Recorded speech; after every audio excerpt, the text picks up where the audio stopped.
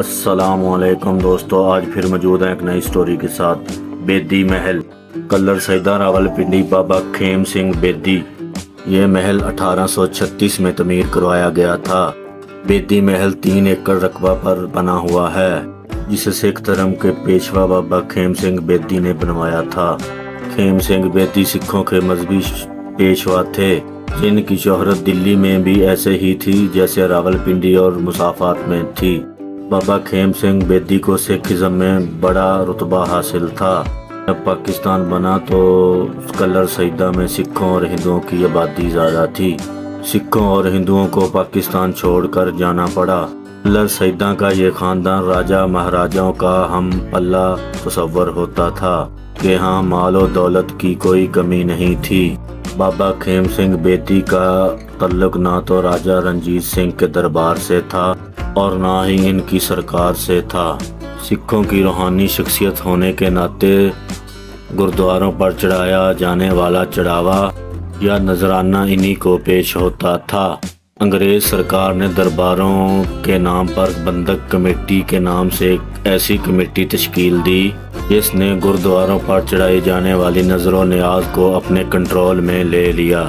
بابا کھیم سنگھ کے پوتے سریندر سنگھ کی شادی مہاراجہ شمیر کی بیٹی سے ہوئی تھی۔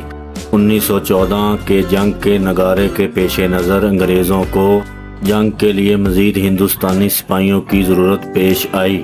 پنجاب کا انگریز گورنر وائس رائے ہند کے حکم پر سریندر سنگھ سے ملنے کے لیے کلر سیدہ آیا۔ روات اور کلر سیدہ کے مابین کچی سڑک پہلی بار اسی کی سواری کے لیے بنائی گئی۔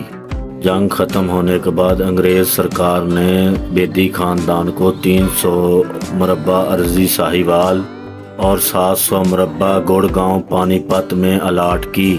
گردواروں کے چڑھاوے سے اس خاندان کو محروم کر دیا گیا تھا۔ 40 سالہ یہ سکھ دور اپنے زوال کو پہنچا۔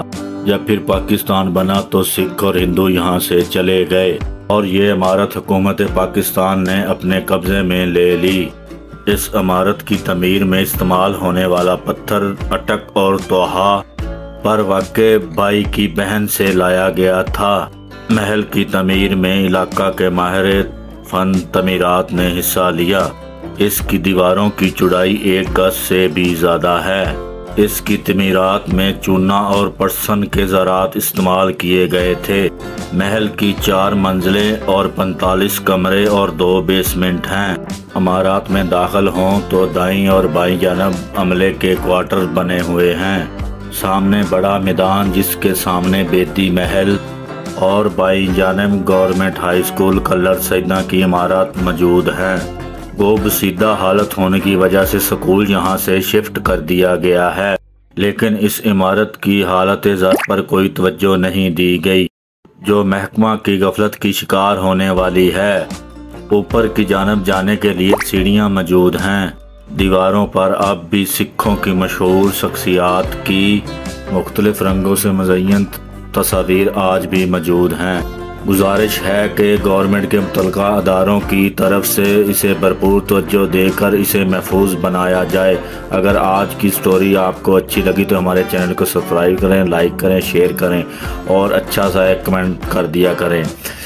اپنا اور اپنے گھر والوں کا خیال رکھیں۔ پھر ملیں گے اگلی سٹوری کے ساتھ۔ مجھے اجازت دیجیے۔ اللہ نگہبان۔